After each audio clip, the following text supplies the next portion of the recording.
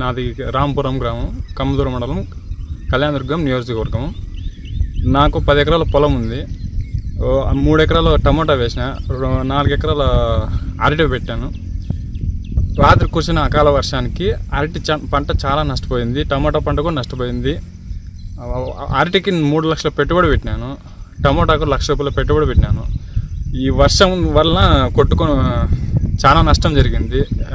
ప్రభుత్వం కానీ స్థానిక ఎమ్మెల్యే సురేంద్రబాబు గారు కానీ నాకేదో సహాయం చేయాల్సిగా కోరుతున్నాను.